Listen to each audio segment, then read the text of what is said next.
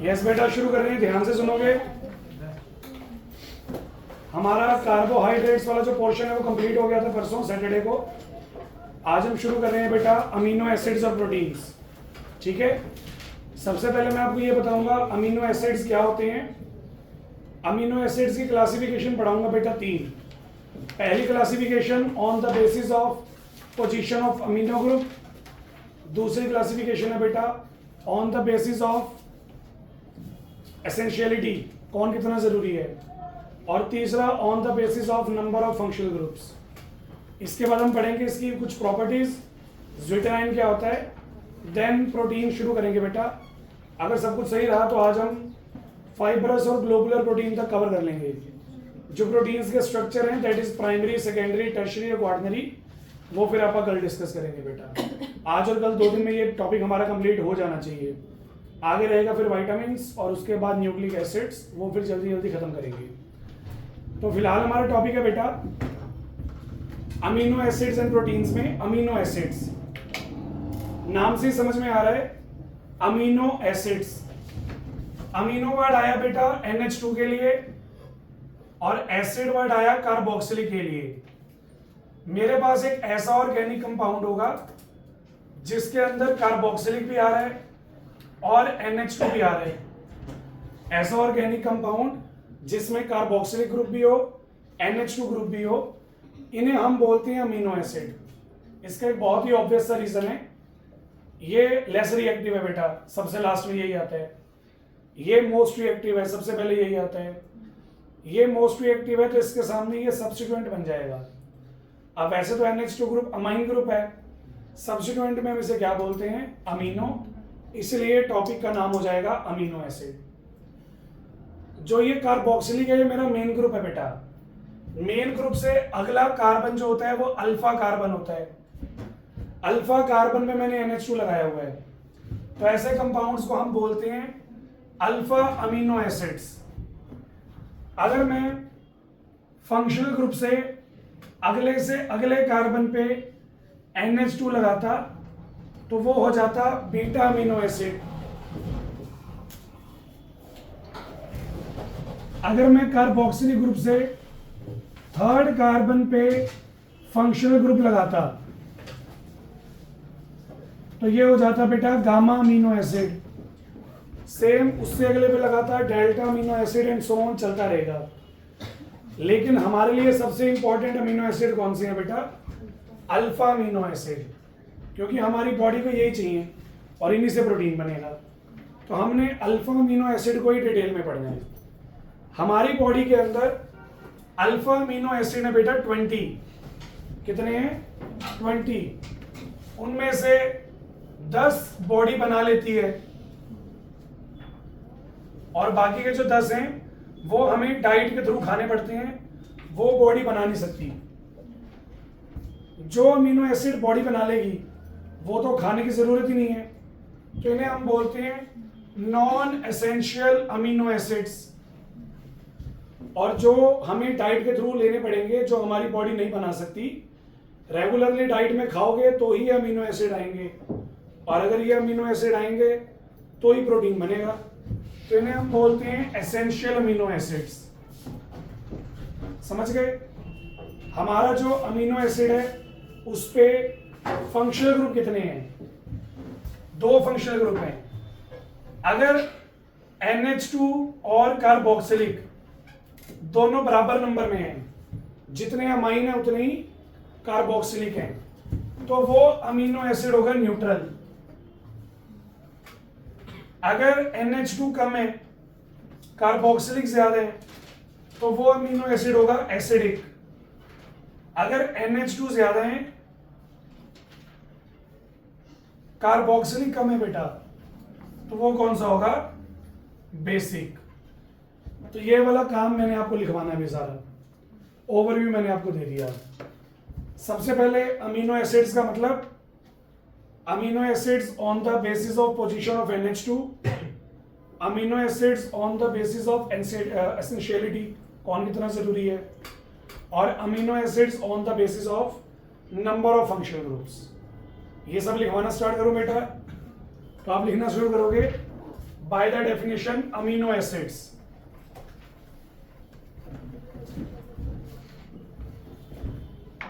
तो आप लिखोगे बेटा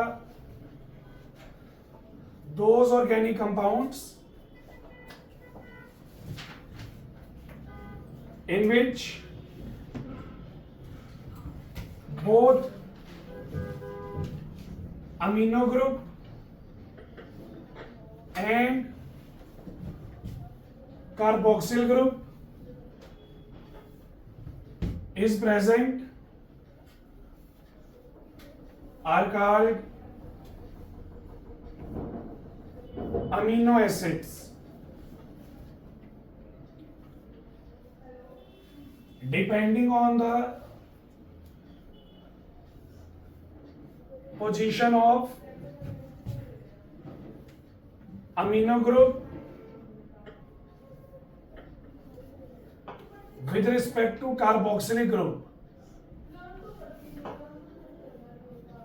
amino acids are classified as alpha, beta, gamma, delta etcetera. NH2 की पोजीशन कार्बोक्सिलिक के रिस्पेक्ट में कहां है उसके अकॉर्डिंग ये क्लासिफिकेशन है बेटा। जैसे ये देखो, अगर अल्फा पोजीशन पे NH2 है तो this is alpha amino acid.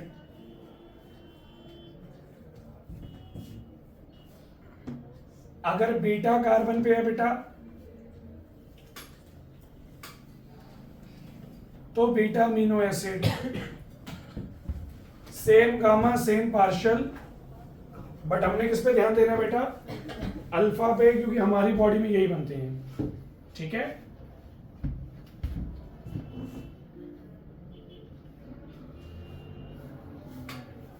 Human body contains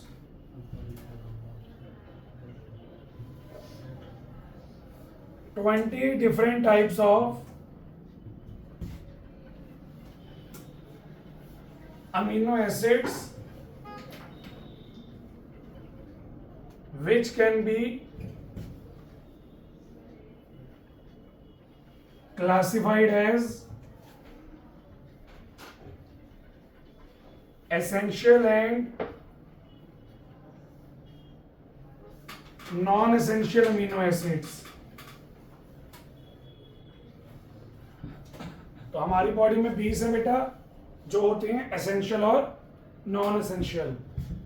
20 में से एसेंशियल कितने हैं और नॉन एसेंशियल 12, वो भी 10। ठीक है, एसेंशियल भी 10 और नॉन एसेंशियल भी 10। डेफिनेशन क्या बनेगी? Those amino acids which can be synthesized by our body and hence they may not be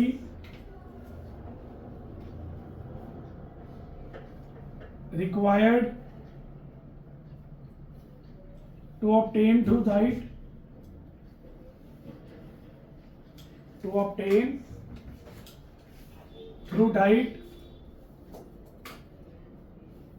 are called non-essential amino acids।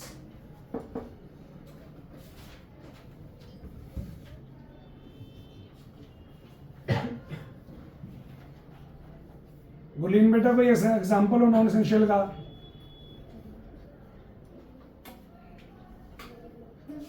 Rudra, बहुत बढ़िया। हाँ जी, हमने नहीं पढ़ा 11 में, पढ़ तो बेटा को प्लस 2 में नहीं थे वैसे। हाँ, 11वीं में पढ़ाई नहीं, प्लस 2 में भी नहीं पढ़ रहे। हाँ जी पलक, एसेंशियल है बेटा वो।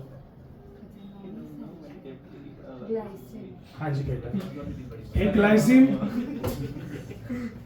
बस एलेनिन, ये पहले 2 अमीनो एसिड है बेटा number wise which are non essential. Those amino acids which can't be synthesized by our body and hence they must be obtained through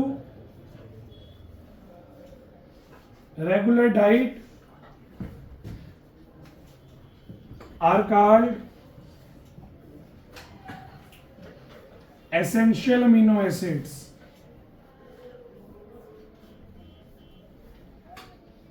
अब इसके एग्जांपल में आ गए बेटा वॉलिन और ल्यूसिन.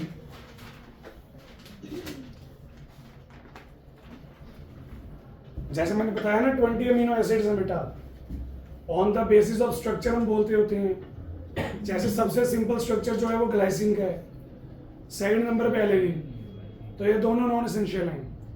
थर्ड नंबर पे वॉलिन और फोर्थ पे ल्यूसिन. तो जो हमारे पहले 4 अमीनो एसिड है ना, उन्हीं में से 2 एसेंशियल हैं और 2 नॉन एसेंशियल हैं. बात समझ में आ गई? तो ये क्लासिफिकेशन हो गई एसेंशियलिटी के अकॉर्डिंग, कौन जरूरी है कौन जरूरी नहीं है. पहली जो क्लासिफिकेशन थी वो NH2 के अकॉर्डिंग थी, दूसरी जो है वो जरूरत के अकॉर्डिंग हो गई है. तीसरी क्लासिफिकेशन है बेटा on the basis of number of groups. तो आप लिखोगे amino acids can also classified as acidic, basic और न्यूट्रल अमीनो एसिड्स. हम इन्हें क्लासिफाई कर सकते हैं एसिडिक, बेसिक और न्यूट्रल के according. If number of NH2 groups is equal to number of carboxylic groups, then it is called neutral amino acid. If number of NH2 groups is less than number of carboxylic groups, then it is called acidic amino acids. And if number of NH2 groups is greater than number of carboxylic groups, तब हम इसे बोलेंगे basic amino acids बेटा. सही है? तो ये हमारे पास हमारी अमीनो एसिड्स की डेफिनेशन होगी बेटा. ठीक है, डेफिनेशन हो गई, क्लासिफिकेशन हो गई. अब पढ़ते हैं थोड़ी सी प्रॉपर्टीज.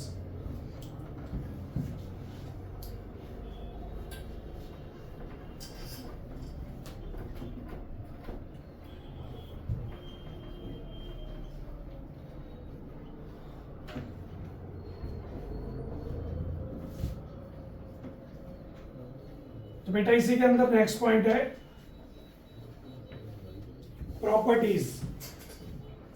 क्या प्रॉपर्टीज है बेटा? अमीनो एसिड दिखने में व्हाइट कलर के पाउडर हैं और they are crystalline in nature. अगर आपको थोड़ी सी इंफॉर्मेशन हो, सॉलिड्स 2 तरह के होते हैं बेटा, क्रिस्टलाइन और एमोर्फस. तो जो हमारे पास हमारे अमीनो एसिड्स हैं ये क्रिस्टलाइन होते हैं बेटा नेचर में. ठीक है, क्रिस्टलाइन है, व्हाइट कलर के हैं, पोलर नेचर है, that's why high melting and boiling points. अब आपको जैसे मैंने कार्बोहाइड्रेट पढ़ाए थे, ग्लूकोज पढ़ाया था डी ग्लूकोज, फ्रक्टोज पढ़ाया था डी फ्रक्टोज, और भी जो हम यूज कर रहे थे मोस्टली डी फॉर्म वाले थे बेटा.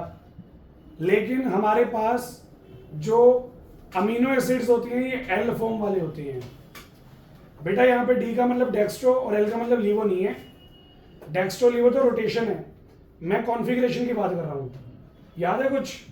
पेनल्टीमेट कार्बन पे पोजीशन, अगर पेनल्टीमेट कार्बन पे OH राइट में है तो D और लेफ्ट में है तो L.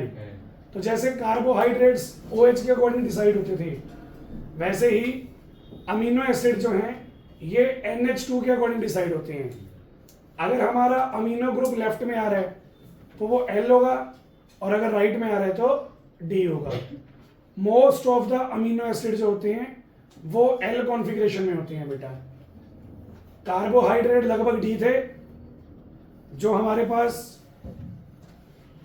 अमीनो एसिड्स है बेटा वो लगभग L है, और कुछ अमीनो एसिड तो ऑप्टिकली एक्टिव भी होते हैं। सबसे मेन प्रॉपर्टी है इनको पानी में डिसॉल्व करना। अगर आप ध्यान से देखोगे बेटा, हमारे अमीनो एसिड में NH2 ग्रुप भी है और कार्बोक्सिलिक ग्रुप भी है।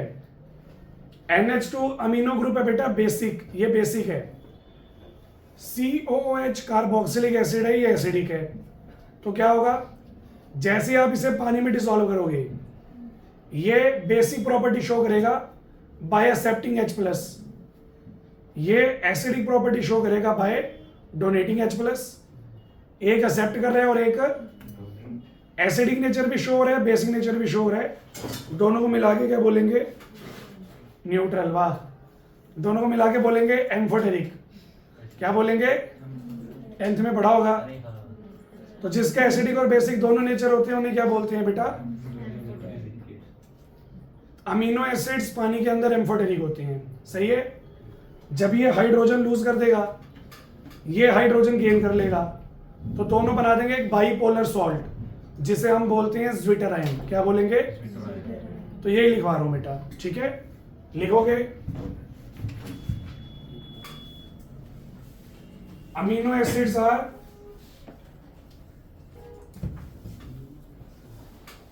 white crystalline solids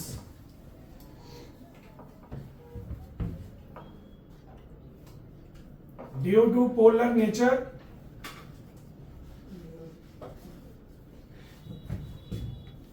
they have high melting points. Most of naturally occurring amino acids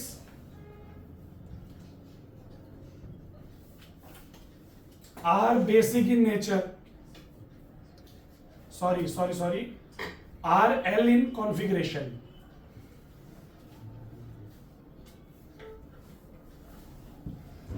जो नेचुरली अकरिंग अमीनो एसिड है बेटा L कॉन्फ़िगरेशन में है। Few of the alpha amino acids are optically active.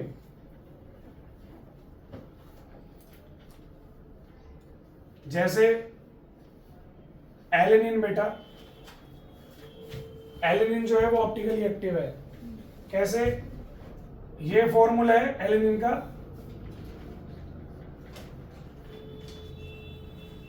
तो अगर आप सेकंड कार्बन को देखोगे, मिथाइल, अमीनो, कार्बोक्सिलिक और हाइड्रोजन, चारों ग्रुप अलग अलग हैं, तो सेकंड कार्बन कायरल है। और अगर सेकंड कार्बन कायरल है, mirror image non super impossible होगी, कोई सिमेट्री एलिमेंट नहीं है, दैट्स वाई ये ऑप्टिकली एक्टिव है बेटा।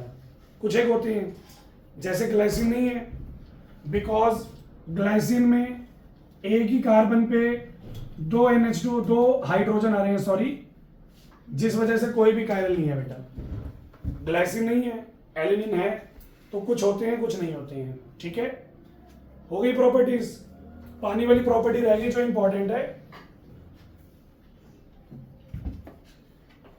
When alpha amino acids are dissolved in water, they form a bipolar salt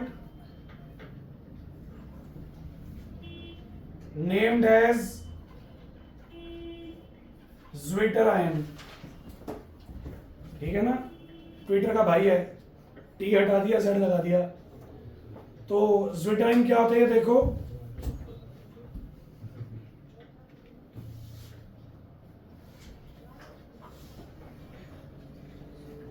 ये रहा बेटा अल्फा अमीनो एसिड। हम इसे पानी में डिसॉल्व कर लेंगे गुरलीन। तुम तो प्लस 1 में भी पढ़ाई है ना, पढ़ रही है तू पढ़ ही रही है। बेटा, यहाँ पढ़ रही है वहां पढ़ रही है, पढ़ गा रही है तू। तो ये देखो, ये आ गया हमारा अमीनो एसिड।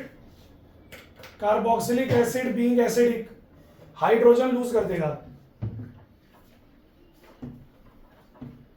हाइड्रोजन लूज करने पे कौन सा चार्ज आ गया? नेगेटिव। जो H प्लस इसने गेन किया वो नाइट्रोजन के लोन पेयर एक्सेप्ट कर लेंगे। नाइट्रोजन के लोन पेयर एक्सेप्ट कर लेंगे तो ये बन जाएगा NH3 पॉजिटिव। एक ही मॉलिक्यूल में अलग अलग साइड्स पे पॉजिटिव नेगेटिव चार्ज आ गया। दो पोलैरिटी आ रही हैं, एक पॉजिटिव और एक। दो पोलैरिटी की वजह से बाइपोलर। सॉल्ट तो ये बन ही गया बिकॉज पॉजिटिव नेगेटिव न्यूट्रल हो जाएगा। तो इसे हम बोलते हैं ज्विटराइन। इट इज एम्फोटेरिक बिकॉज दोनों प्रॉपर्टी शो हो गई हैं, एसिडिक भी और बेसिक भी। ठीक है, अगले चैप्टर में दोबारा पढ़ोगे ज्विटराइन, क्योंकि वहां पे हम पढ़ेंगे रिएक्शन सल्फोनेशन की। अमाइंस में सल्फोनेशन पढ़ेंगे तो वहां पे भी ज्विटराइन बनेगा बेटा। ठीक है, चलो, तो ये था हमारे पास अमीनो एसिड।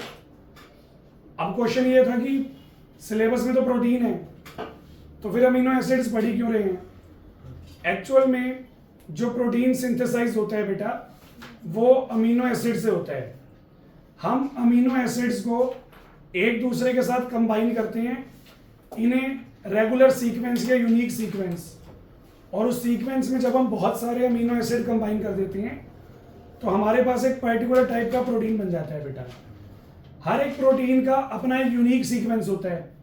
अगर आप उस सीक्वेंस में हल्का सा भी मॉडिफिकेशन कर दोगे तो प्रोटीन का फंक्शन और नेचर चेंज हो जाएगा। तो ये आपको बहुत ही ध्यान से देखना है। एक मॉलिक्यूल इधर से उधर और आपका जो सारा प्रोटीन है वो डीनेचर्ड हो जाएगा, अपना नेचर चेंज कर लेगा बेटा। तो ये बहुत ही यूनिक पैटर्न से बनते हैं। अब मैं क्या करूंगा, मैं दो अमीनो एसिड्स को जोड़ूंगा। जब मैं उन्हें जोड़ूंगा तो कोई छोटा मोटा मॉलिक्यूल एलिमिनेट भी होगा, रिएक्शन हो जाएगी कंडेंसेशन। थोड़ा सा बोर्ड पे लिख रहा हूं। आदित्य, असानिका, हर्ष, Rupesh, Harman, Jatin, Lakshita, Atiq, yes ma'am. Ashish.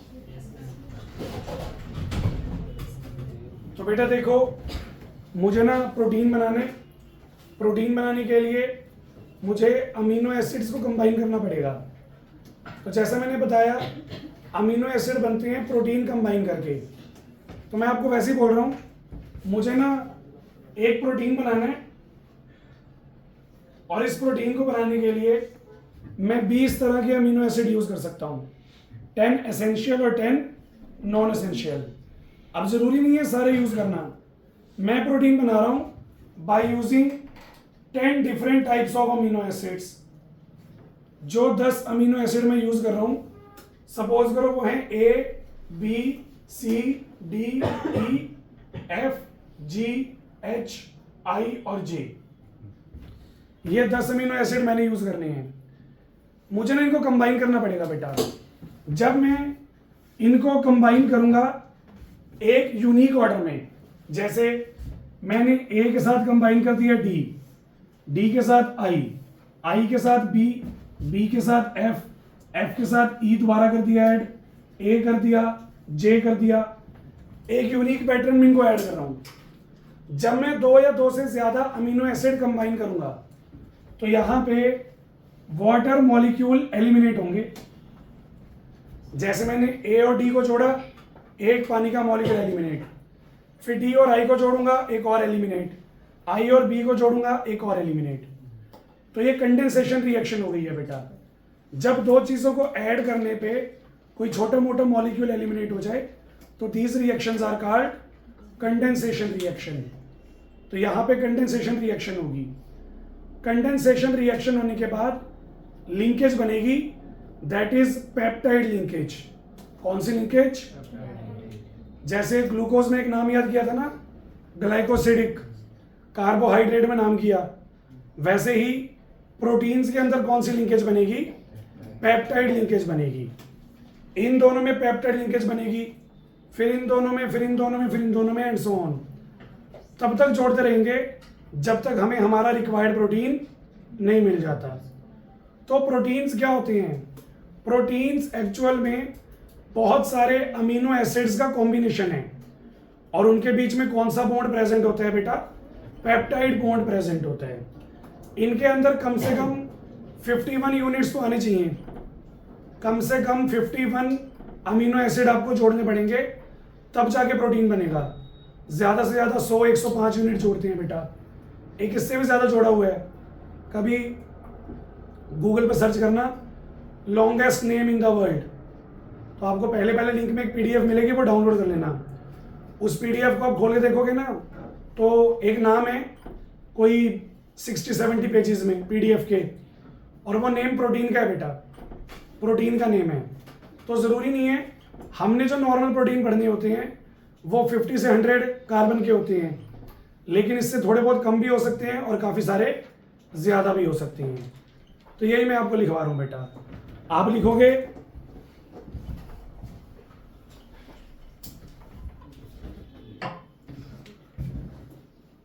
To synthesise a protein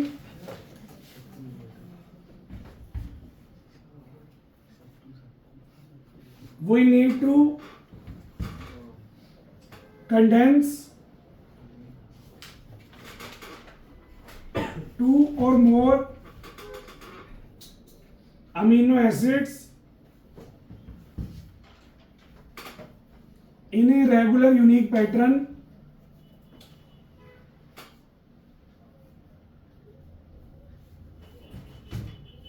such that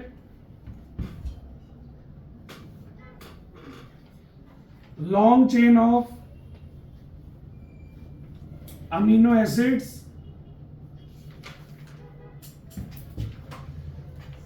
constituting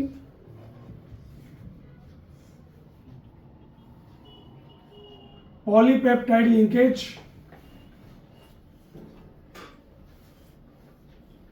is obtained।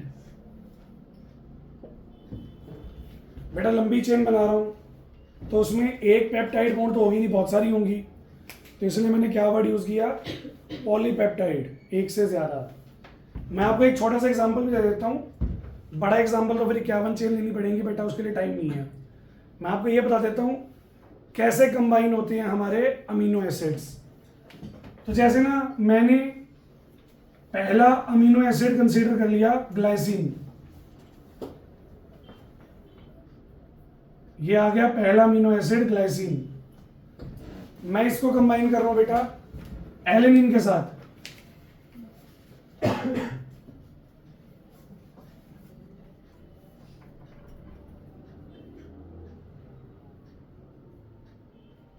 तो ये आ गया बेटा एलेनिन। अब क्या होगा? जब हम 2 अमीनो एसिड कंबाइन करेंगे तो वाटर रिमूव होगा। क्या रिमूव होगा? वाटर रिमूव हो गया। ये देखो बेटा NH2 CH2 CONH, CO के साथ कौन आ गया? NH, CH3 COOH। इन दोनों को जोड़ के ये ग्लाइसिन, ये एलेनिन जोड़ने को बन गया ग्लाइसिन एलेनिन। ठीक है, इन दोनों को मैंने जोड़ा तो बीच में बन गया अमाइड। CONH क्या होता है बेटा? अमाइड। और इसी अमाइड को हम बोलते हैं पेप्टाइड बॉन्ड या पेप्टाइड लिंकेज, जो आपका मन करे। ये होती है बेटा पेप्टाइड लिंकेज। तो मैं आपसे ये पूछ रहा हूं, अगर मैंने 2 अमीनो एसिड जोड़े तो एक पेप्टाइड बॉन्ड बनी, 2 जोड़े तो 1 बनी, आधी। तो 10 जोड़ूंगा तो 5, उल्लू के पट्टे। 2 जोड़ूंगा तो 1 बनी, और एक और जोड़ूंगा 3 जोड़ूंगा तो मेडिकल वाला बच्चा बोल रहा है 1 भी नहीं। अच्छा फिर गलत नहीं आने करता बेटा, वो भी गलती है। क्वेश्चन में क्या पूछा? जब तक पता ही नहीं मैं की पूछा तो आंसर नहीं देता। जिंदगी में बाकी तुक्के मारी मैंने। बाकी तुक्के मार रहे हैं बेटा, मैं मुंह मार रहा। मतलब मैंने बोला अमीनो कुछ भी बोल दो हैं, मैंने बोला अमीनो एसिड, गंगाधर शक्तिमान है। चलो तो बेटा कहने का मतलब ये है, मॉलिक्यूल कितने ऐड हो गए? 2, 1 बॉन्ड बन गई, मतलब जितने मॉलिक्यूल ऐड होंगे उससे 1 कम बॉन्ड बनेगी, 1 कम। आपने आधी बात है पहले। तो बेटा मैंने गलत नहीं बोला था, क्यों? अगर 2 जुड़े तो 1 बॉन्ड बनी, आधा ही है ये। तो फिर 10 में से 5 आधी आधी ये क्या बोला? चलो कोई बात नहीं बेटा, सर ये मैथ वाली है इसलिए बोल रही है। बेटा ये तो दुख है, मैथ वाली फिर भी इतना बोल रही है। तो एक ना बहुत ही सिंपल सा क्वेश्चन था, मुझे लगा तुम्हारी केमिस्ट्री अच्छी नहीं है, बायो होगी, बायो अच्छी नहीं है, मैथ होगी, मैथ भी अच्छा नहीं है, चलो एप्टीट्यूड अच्छा होगा, रीजनिंग अच्छी होगी। वो क्या होता है? हरे से कलर का फ्रूट होता है बेटा, रीजनिंग और एप्टीट्यूड हरे से कलर का फ्रूट होता है। तो एक बहुत ही सिंपल सा क्वेश्चन है कि मान लो मेरी एज जो है वो 10 इयर्स है और मेरी जो सिस्टर है मुझसे हाफ है 5, तो 20 साल बाद मेरी उम्र 30 होगी, उसकी कितनी होगी? 15।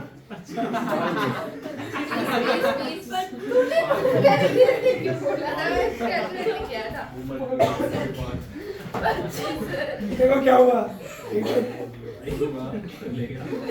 रुक जाओ।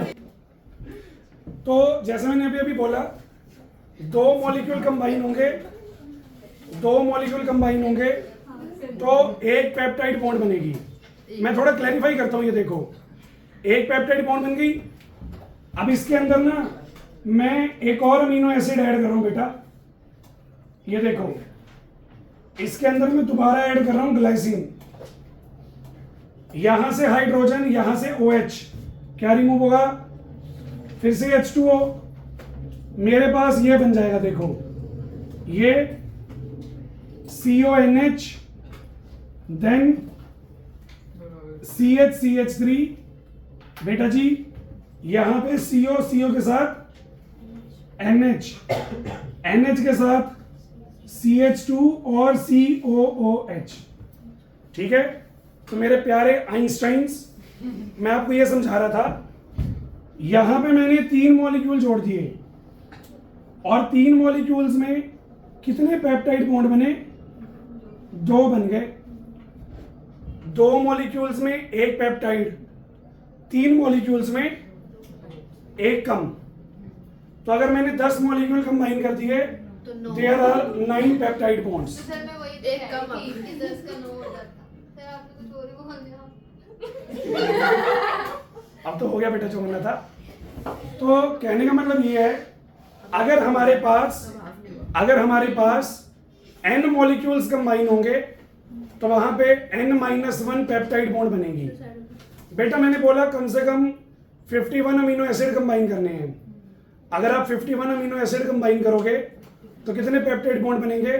50। बहुत सारे बन गए। इसके लिए मैंने कौन सा वर्ड यूज किया था? तो प्रोटीन्स क्या होते हैं बेटा? प्रोटीन्स जो हैं मैक्रो मॉलिक्यूल हैं, बड़े मॉलिक्यूल हैं जिनके अंदर बहुत सारी पेप्टाइड बॉन्ड्स होती हैं। इनका मास 10,000 यूनिफाइड मास से ज्यादा होता है। तो वही लिखवा रहा हूं मैं आपको, लिखोगे hence proteins are macromolecules containing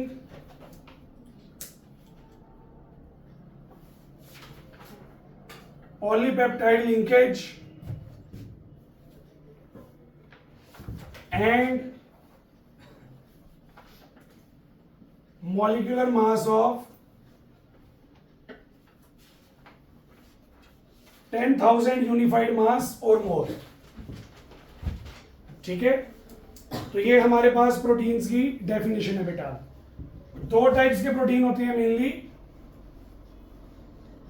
एक तो fibrous protein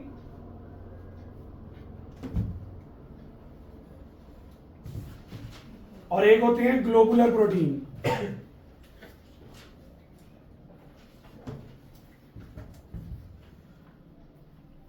Fibrous proteins are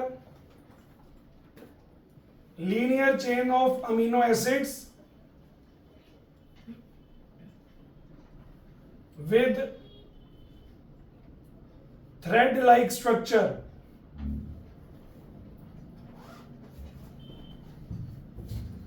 Globular में cross-linked chain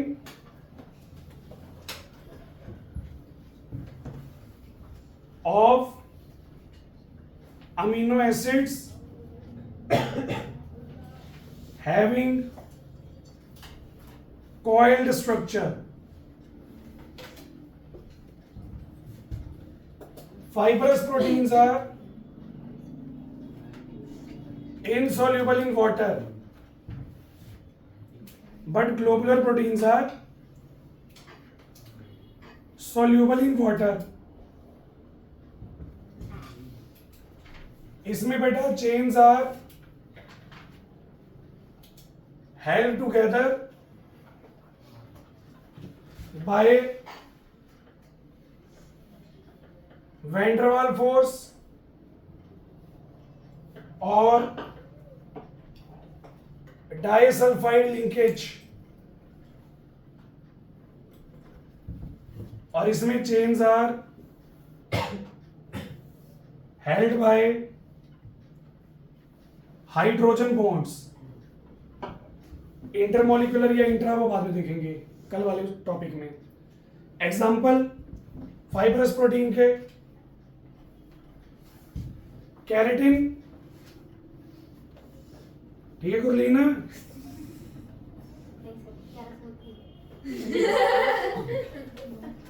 एग्जाम्पल लिखो तो। गाड़ी स्टार्ट हो गई है। कैरेटिन कहाँ प्रेजेंट है बेटा, और मायोसिन